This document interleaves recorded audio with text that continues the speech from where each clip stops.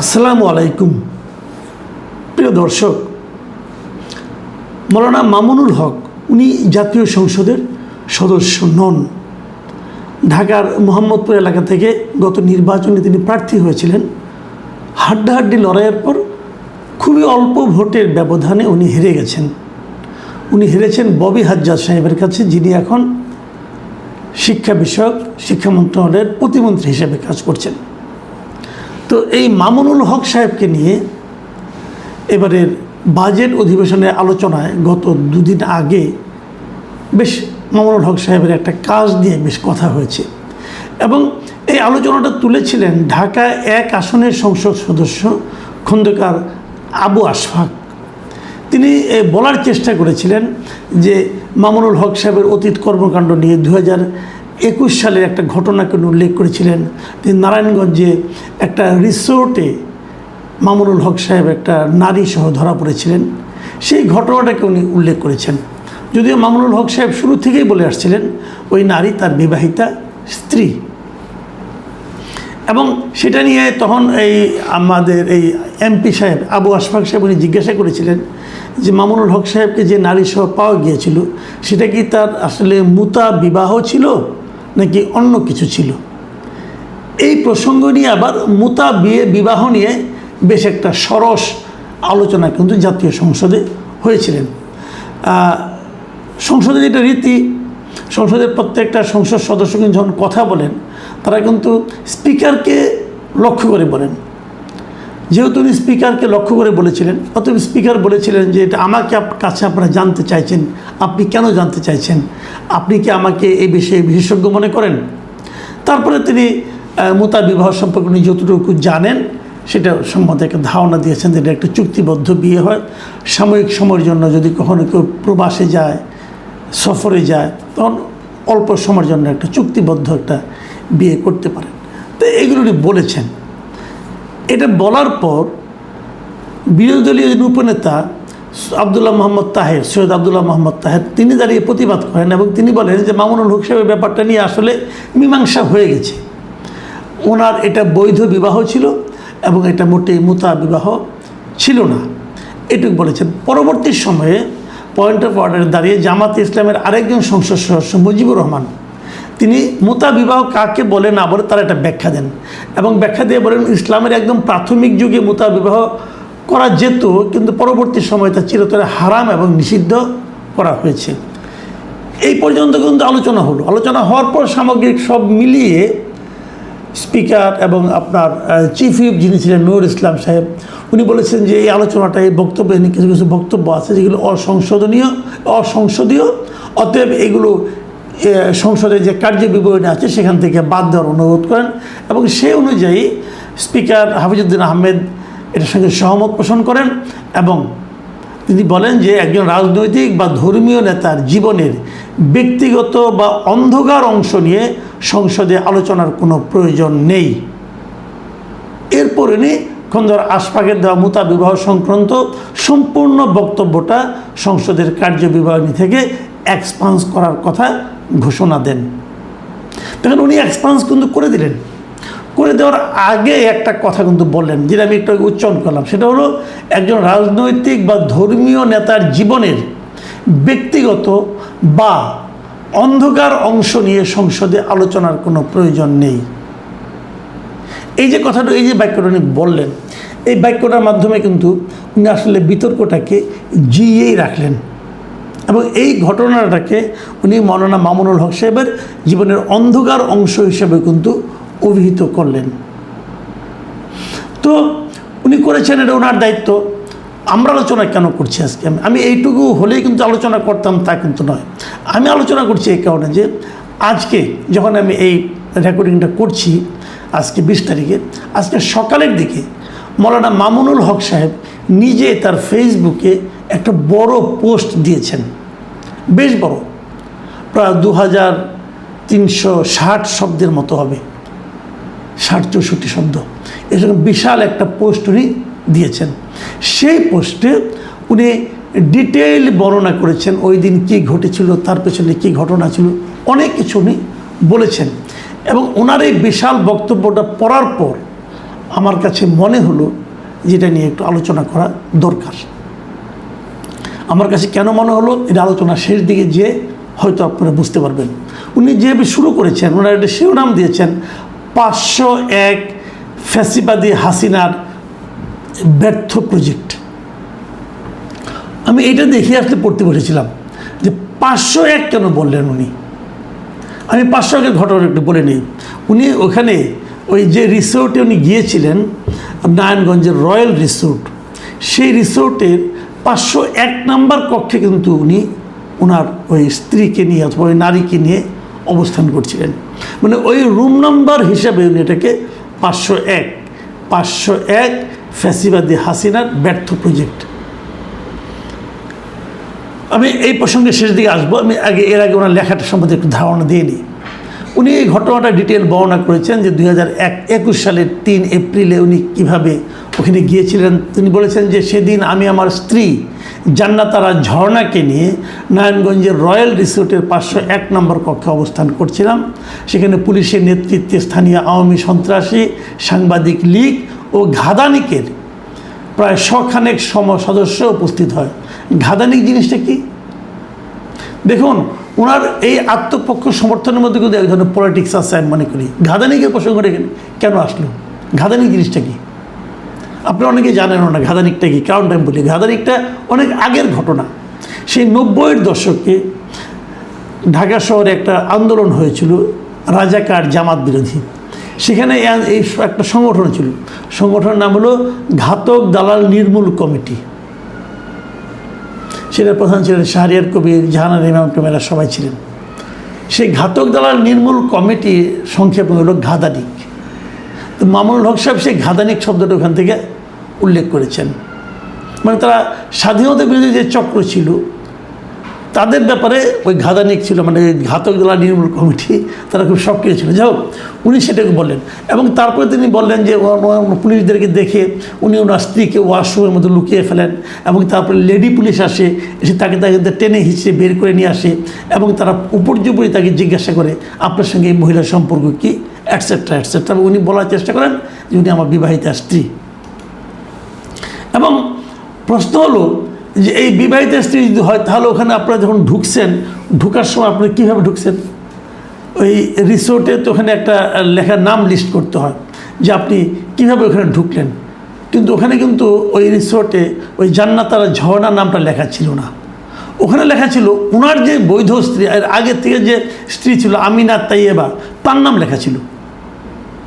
এবং এই কথাটাও কিন্তু এই মামুনুল হক সাহেব উল্লেখ করেছেন। তিনি বলেছেন, ওরা লেখাতে পড়ে শোনায় যে আমার আইডি কার্ডের বিস্তারিত পরিচয়ে স্ত্রীর নাম আছে আমিনা তাইয়েবা, আর জান্নাতারার আইডি কার্ডে তার নাম হলো শাহিদা ইসলাম এবং স্বামী হিসেবে শহীদুল ইসলামের নাম লেখা আছে, যা তখনও পরিবর্তন করেনি। তাই আমরা দুজনে কথা বলেই স্ত্রীর ঘরে আমার প্রথমার নাম লিখেছিলাম। তার মানে ওই জান্নাতারাকে নিয়ে ওইখানে ঢুকলেও ওই ইয়েতে রেজিস্টার যে বই আছে, যে খাতা আছে রিসোর্টের, সেখানে কিন্তু ওই মহিলার নাম উনি লিখেছেন, জান্নাতারা লেখেন নাই, লিখছেন আমিনা তাইয়েবা। মানে একটা মিথ্যা নাম, ভুল নাম, ওনার প্রথম স্ত্রীর নাম ওখানে লিখেছেন। কাজটা ঠিক করেছেন। উনি ব্যাখ্যা করছেন যে যেহেতু এই মহিলা, এখন এই মহিলাটাকে তাও বলি, এই মহিলা হলো ওনারই এক সহকর্মী, সেই সহকর্মীর সাবেক স্ত্রী। তাদের সঙ্গে ডিভোর্স হয়ে যায় এবং ডিভোর্স হওয়ার পরে তারপর তার সঙ্গে যোগাযোগ হয়, যোগাযোগ হওয়ার পর উনি তাকে বিয়ে করেন। এখন এই বিয়ে করার ব্যাপারে উনি আবার একটা ব্যাখ্যা দিয়েছেন, খুব ইন্টারেস্টিং ব্যাখ্যা। এই ব্যাখ্যাটা যখন আমি বলবো তখন আমি দু একটা মন্তব্য করতে চাই। উনি বলছেন যে এই জান্নাতারা ছিল ইতিপূর্বে আমার ঘনিষ্ঠ সহকর্মী হাফেজ শহীদুল ইসলামের স্ত্রী এবং আব্দুর রহমান জামি ও ওবায়দুর রহমান তামিম নামে তাদের দুজন সন্তান রয়েছে। ওই মহিলার বনিবনা না হয় তারা উভয়ে স্বেচ্ছায় বিবাহ বিচ্ছেদ ঘটায়। একটা সময় জান্নাতারা স্বপ্রণোদিত হয়ে ফোনে আমার সঙ্গে যোগাযোগ স্থাপন করে এবং আমার সহযোগিতা কামনা করে। মানে উনি না, ওই ভদ্র মহিলাই মামুনুল হক সাহেবের সঙ্গে যোগাযোগ করে তার সঙ্গে একটা সম্পর্ক তৈরি করে। এবং তখন মামুনুল হক সাহেব কী করেছেন, আমি তাকে আমার পরিবারের কথা বলে এই মর্মে প্রস্তাব দেই যে সমতার ভিত্তিতে স্ত্রীদের যে অধিকার দেওয়ার বাধ্যবাধকতা ইসলামে রয়েছে সেটা আমি দিতে পারবো না। এতে যদি সে সম্মত থাকে তাহলে আমি তাকে আমার বিবাহ বন্ধনে আবদ্ধ করব। সে স্বেচ্ছায় প্রস্তাবে সম্মতি দিলে, জানালে আমি তাকে তার কাছ থেকে সুস্পষ্ট শব্দে বিবাহের ইজিন গ্রহণ করি এবং শরীয়তের বিধান মোতাবেক আমরা বিবাহ বন্ধনে আবদ্ধ করি। এবং উনি আবার এনে উল্লেখ করেছেন যে ফকিহগণ কোরআন সুন্নাহ দলিলের আলোকে সাব্যস্ত করেছেন যে স্ত্রীর যে অধিকার স্বামীর উপর ওয়াজিব তা স্ত্রী স্বেচ্ছায় ত্যাগ করলে তা গ্রহণযোগ্য হবে। তার মানে সে অধিকারটা কি? যে স্ত্রীর সঙ্গে স্ত্রীর যে সম অধিকার, স্ত্রীকে তার অধিকারটা দিতে হবে, এটা কিন্তু কোরআন শরীফে আছে। আচ্ছা, যদি স্বেচ্ছায় ত্যাগ করে তাহলে হবে। আমি এই আলোচনাটা করব। দেখেন, উনি বলেছেন স্বেচ্ছায় পরিত্যাগ করছে। আর উনি যে স্বেচ্ছায় পরিত্যাগ করেছেন এটা আমরা কী করে বুঝবো? আপনি দাবি করছেন যে উনি স্বেচ্ছায় ত্যাগ করছে, যে উনি কখনো অধিকার চাইবেন না, স্ত্রী হবেন কিন্তু অধিকার চাইবেন না, এটা কেমন কথা হলো? ইসলামে কিন্তু আপনি একাধিক স্ত্রীর কথাকে বলা হয়েছে, স্ত্রী আপনার থাকতে পারে কিন্তু তাদেরকে সমান অধিকার দিতে হবে, ইসলামে এই কথাই বলা হয়েছে। কিন্তু সে অধিকারটা আপনি দেননি। আচ্ছা, আসেন এবার দেখি আমরা একটু ইসলামে আসলে কোথায় বলা হয়েছে। এটা বলা হয়েছে সূরা নিসার 3 নম্বর আয়াতে। সেখানে কি বলা হয়েছে আমি আপনাদেরকে বাংলায় পড়ে শোনাই অনুবাদটা। যদি তোমরা আশঙ্কা করো যে নারী ইয়াতিমদের প্রতি সুবিচার করতে পারবে না, তবে নারীদের মধ্য হতে নিজেদের পছন্দ মতো 2, 2, 3, 3 ও 4, 4 জনকে বিবাহ করো। মানে 2, 3 অথবা 4 জনকে তুমি বিয়ে করতে পারো। কিন্তু তোমরা যদি আশঙ্কা করো যে তোমরা সুবিচার করতে পারবে না, তাহলে একজনকে কিংবা তোমাদের অধীনস্থ দাসীকে, এটাই হবে অবিচার না করার কাছাকাছি।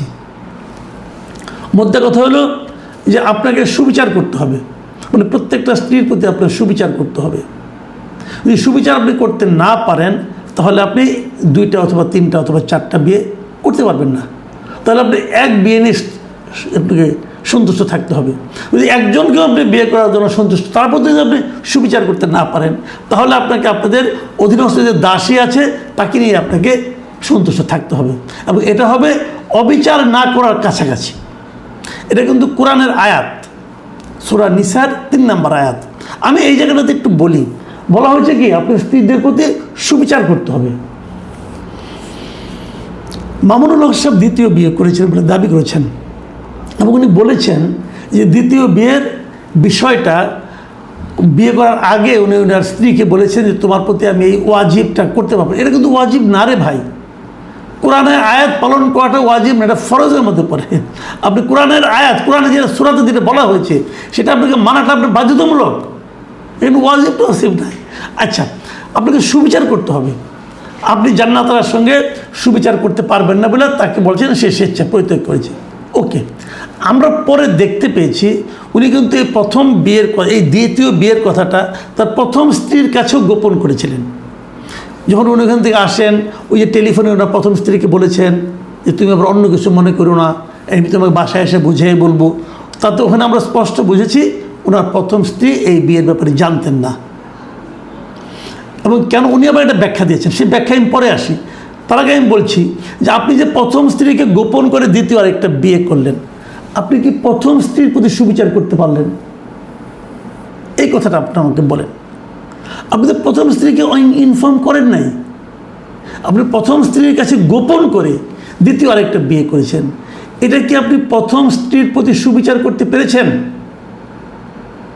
আপনি তো সুবিচার এখানেই শেষ করে দিচ্ছেন, আপনি তো কোরআনের আয়াতটা এখানেই লঙ্ঘন করে দিচ্ছেন। তো এইটা তো ঠিক হলো না রে ভাই। এবং উনি আবার বলছেন, দেখেন আরেক জায়গায় কী বলছেন, এই বিবাহ উনি কেন গোপন আছে এটা ব্যাখ্যা দিয়েছেন উনি। ব্যাখ্যাটা কি? এটা সবাই জানি, আমাদের উপমহাদেশে একাধিক বিবাহ একটি জটিল বিষয়। অধিকাংশ ক্ষেত্রেই যারাই একাধিক বিয়ে করেন, বিবাহ করেন, তারা প্রথম পরিবার থেকে একটা সময় পর্যন্ত লুকিয়ে রাখেন। এই জন্যই কথাটা বলছেন। এই কথাটা কতটুকু ইসলাম সম্মত? দেখুন, আমি আপনি আমরা সাধারণ মানুষ, আমরা কখন কি করি না করি, আমাদের অনেক কিছুই কিন্তু এর জন্য আমাদের ব্যক্তিগতভাবে আমাদের অপরাধ হয়। আমি যদি এই ধরনের কিছুটা করি, এটা আমি অন্যায় করি, এবং এই অন্যায়ের জন্য আমাকে ব্যক্তিগতভাবে অপরাধ হবে, ব্যক্তিগতভাবে আমি শাস্তিও পাবো। কিন্তু যখন মৌলানা মামুনুল হকের মতো একজন মানুষ, যাকে সবাই অনুসরণ করেন, যার মুখের উচ্চারিত একটা শব্দের অনেক মূল্য আছে, ইসলামী স্কলার হিসেবে যাকে নাকি বিবেচনা করা হয়, যিনি একটা মাদ্রাসার সবচেয়ে গুরুত্বপূর্ণ শিক্ষকদের মধ্যে একজন, একটা বড় মাদ্রাসার মোহাম্মদপুরের। তো উনি যখন এই ধরনের খোঁড়া যুক্তি দেন, তখন ব্যাপারটা কিন্তু আমাদের জন্য ভয়ঙ্কর হয়ে দাঁড়ায়। উনি বলছেন যে এই উপমহাদেশে একটা জটিল বিষয় অধিকাংশ ক্ষেত্রে লুকায় রাখে, এটা কোনো কথা? মানে ইসলামকে ওনার যে পদ্ধতি লুকিয়ে রাখা, এটা কি ইসলাম সমর্থন করে? উনি বলছেন যে পরিবার মানতে চায় না, এই জন্য লুকিয়ে রাখে। আচ্ছা, আপনি আমাকে বলেন, পরিবার কেন মানবে না? আপনার পরিবার কিন্তু আপনি ইসলামী শিক্ষা দিয়েছেন, আপনি নিজে একজন ইসলামী স্কলার, তো আপনার পরিবার কি ইসলাম মানবে না? আপনি কি আপনার পরিবারকে প্রতিনিয়ত ইসলামী শিক্ষাগুলি দেন না? দেন তো। তো আপনার সন্তান, আপনার কন্যা, আপনার পুত্র, আপনার স্ত্রী, তাদের সবাই জানেন ইসলামে কী আছে, এবং সেই ইসলামের শিক্ষাগুলি আপনি তো প্রচার করছেন, আপনি তো আপনার স্টুডেন্টদেরকে শিক্ষা দিচ্ছেন। আপনি কি আপনার স্ত্রী, পুত্র, কন্যাকে শিক্ষা দিতে পারেন নাই? তাহলে তারা মানবে না কেন? তারা কি ইসলাম মানবে না? তাদের ব্যক্তিগত যদি দুঃখ কষ্ট থাকে, সেটা কি তার ধর্মকে হচ্ছে বেশি? আপনি গেলে এই কথাটা বলেন। আপনি এতদিনে দেখেন আমাদের মহানবী হযরত মুহাম্মদ সাল্লাল্লাহু আলাইহি ওয়াসাল্লাম, উনিও একাধিক বিয়ে করেছেন তো, তো উনি কি লুকিয়ে রাখতেন? একটা বিয়ে করে কি আরেকটা স্ত্রী কাছে লুকাইতেন? এবং এতে কি ওনার স্ত্রীরা কি খুব দুঃখ পাইতো বোধ হয়, আমি জানি না, বলতে পারবো না। কিন্তু ওনারা তো ইসলামের এই নিয়মটাকে মানতেন, উনি তো 4টার বেশিও বিয়ে করেছেন। তো ওনার উন্মত হয়ে ওই ধর্মের আপনি একজন প্রচারকের মতো অবস্থানে থেকে আপনি আপনার পরিবারকে শিক্ষা দিতে পারেন নাই যে কী করতে হবে? তো আপনি লুকিয়েছেন। লুকানোটাকে ইসলাম অনুমোদন করে? আপনি আমাকে এই কথা বলেন ভাই, করে না। তাহলে এই জিনিসটা উনি আবার এই কথা বলেছেন, দেখেন উনি তো এই বিয়ের পরে যে বিয়েটা করেছেন এটা উনি কাবিনও করেন নাই। কাবিন না করাটা উনি বলছেন রাষ্ট্রীয় আইন, ইসলামী আইনের মধ্যে পড়ে না। উনি একটু ব্যাখ্যা দিয়েছেন, আইনে প্রথম স্ত্রীর অনুমতির বাধ্যবাধকতার জটিলতায় কাবিন করাটাও সমস্যাপূর্ণ ছিল, আর ইসলামেও কাবিন করা বাধ্যতামূলক নয়। আমার প্রথম বিবাহেও স্ত্রী রাষ্ট্রীয় আইনে অপ্রাপ্ত বয়স্কা হওয়ায় কাবিন করিনি। উনি এখানে স্বীকার করলেন ওনার যে প্রথম বিয়ে, ওই সময় উনি কাবিন করেননি। কেন করেন নাই? কারণ তার স্ত্রী তখন অপ্রাপ্ত বয়স্কা ছিল। মানে অপ্রাপ্ত বয়স্কা বিয়ে করলে পরে, কাবিনে উল্লেখ করলে পরে তো ওটা শাস্তিযোগ্য, আমাদের রাষ্ট্রীয় আইনে শাস্তিযোগ্য অপরাধ হবে। তার মানে উনি প্রথম বিয়েটাও করেছেন অপ্রাপ্ত বয়স্ক এক নারীকে, মানে একটা শাস্তিযোগ্য অপরাধ উনি তখনই করেছেন। তার মানে এই ধরনের অপরাধ করার প্রবণতা ওনার মধ্যে আছে। তো এখন এই যে বিষয়গুলো উনি যেগুলি বললেন, বলার পর উনি এই আলোচনাটা কীভাবে শেষ করেছেন সেটা আমি একটা কথা বলি। মাঝখানে আবার আরেকটু বলে নেই, এই যে দ্বিতীয় বিয়েটা আছেন, এটা নিয়ে কিন্তু অনেকে প্রশ্ন করছেন। কারণ উনি যখন গতবার কয়েকদিন আগে ইলেকশন করলেন, সেই ইলেকশনে কিন্তু উনি আর একটা স্ত্রীর কথা বলেছেন। তাহলে তার দ্বিতীয় স্ত্রী যাকে নিয়ে এত কিছু হলো, সে কোথায় গেল এখানে? উনি বলেছেন যে উনি ওই বিয়েটা করেছিলেন 2019 সালে, আর এই ঘটনা ঘটেছিল 2021 সালে, আর 2025 সালের পরে নাকি ওই মহিলার সঙ্গে ওনার ছাড়াছাড়ি হয়ে গেছে, তালাক হয়ে গেছে। কাজেই এটা মানে পরে আর থাকে না আর কি, এই বিয়ে। আর শেষ পর্যন্ত এখন আর তার স্ত্রী উনি না, এটা উনি এখানে এই আলোচনার মাধ্যমে জানাই দিয়েছেন। আচ্ছা, জানানোর পর ওই আলোচনাটা কীভাবে শেষ করছেন আমি কিন্তু সেই প্যারাটা পড়ি, আপনাদের পড়ে শোনাই। উনি বলেছেন, যে সকল কুলাঙ্গার ফ্যাসিস্ট হাসিনার ষড়যন্ত্রমূলক অসভ্যতা, নির্লজ্জতা, বেহায়াপনা ও রাষ্ট্রীয় মব সন্ত্রাসের পরাজিত ঘৃণ্য প্রজেক্টকে 501 বলে বিকৃত স্বাদ আস্বাদন করে, তাদের প্রতি আমাদের সুস্পষ্ট জবাব হলো 501 আমাদের নয়, বরং ফ্যাসিস্ট হাসিনা ও তার নির্লজ্জ দোসরদের পরাজয়ের দলিল। হাসিনার পরাজয়ের কালিমা হিসেবে 501কে আমরা আমাদের বিজয়ের প্রতীক হিসেবে গ্রহণ করলাম।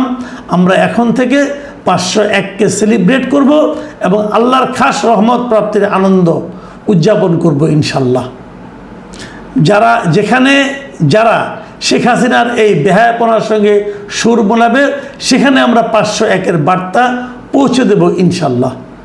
আমি কিন্তু এই জায়গাটা একদমই বুঝি নাই, উনি 501কে সেলিব্রেট করবেন কেন, এটা আমার কাছে ক্লিয়ার না। আর 501-এর বার্তা উনি কীভাবে পৌঁছে দেবেন এটাও আমি বুঝি না। 501-এর বার্তাটা কি? 501-এর বার্তা নিজের গোপনে বিয়ে করা স্ত্রীকে নিয়ে নিজের প্রথম স্ত্রীর নাম ভাঙিয়ে সেইভাবে নাম লিখে, মিথ্যা তো, পুরোটা তো মিথ্যা, মিথ্যা তথ্য দিয়ে তারপর তাকে নিয়ে ঘরে রাখা, এটা 501-এর বার্তা। এই বার্তাকে আপনি সবাইকে দিতে চান? আমি ভাই বুঝি নাই। ওনার মতো একদম বুজুর্গ আলেম উনি এই ধরনের মানে উন্মত্তের মতো কথা বলবেন, এটা আমার কাছে গ্রহণযোগ্য মনে হয় নাই। ঠিক আছে, আপনি আপনার ব্যাখ্যাগুলো থাকুক না, আমি একটা জিনিস বলতে চাই। এই জিনিসটা হলো, এখন উনি কিন্তু আমাদের মতো সাধারণ মানুষ না, উনি একজন আলেম, ইসলামের একদম ধ্বজাধারী ব্যক্তি। ইসলাম, আমরা ওনার কাছ থেকে ইসলামের ব্যাখ্যা শুনতে চাই। উনি একটা মাদ্রাসার শিক্ষক, অনেক হাজার হাজার ছাত্র ওনার হাত দিয়ে বেরিয়ে গেছে, আগামীতেও যাবে। তাদের কাছে উনি কী শিক্ষা দিলেন? তাদেরকে উনি কী বললেন? এগুলো করা যায় বললেন?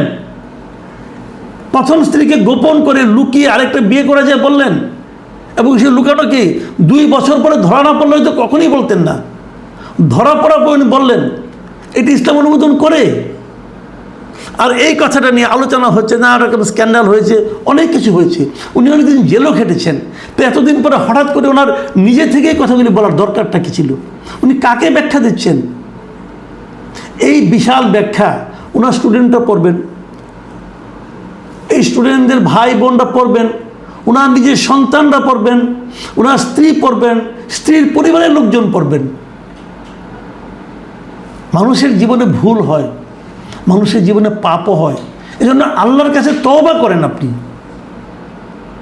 তা না করে আপনি তো এটা নিয়ে আরও বেশি অ্যারোগেন্ট হয়ে যাচ্ছেন, আপনি আরও বেশি আক্রমণাত্মক হচ্ছেন। এটা তো ঠিক না রে ভাই।